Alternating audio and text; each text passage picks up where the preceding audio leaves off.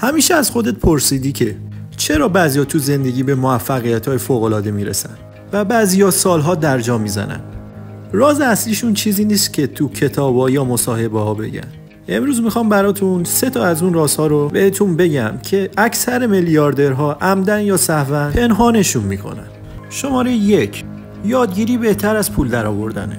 میلیاردرها از روز اول دنبال پول نبودن، دنبال یادگیری بودن. ایلان ماسک ساعتها درباره فیزیک و تکنولوژی مطالعه میکرد.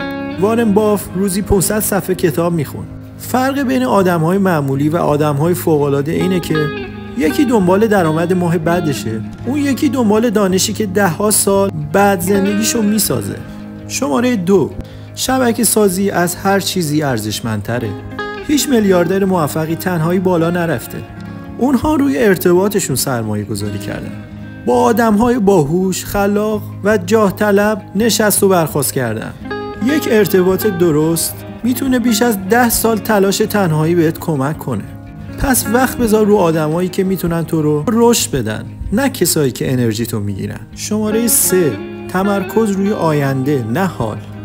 آدم‌های معمولی دنبال خوشی‌های کوتاه مدتن، اما میلیاردرها ذهنشون روی 5 یا 10 سال بعد قفله. وقتی که بقیه درگیر لذت‌های لحظه‌ای بودن، اونا مشغول ساخت آینده‌ای بودن که بعداً همه آرزو میکنن کاش داشتنش. پس اگه میخوای متفاوت باشی، همیشه از خودت بپرس کاری که الان میکنم 5 سال بعد چه نتیجه‌ای میده؟ راستی اگه از این ویدیو خوشت اومد لایکش کن و ما رو همراه داشته باش.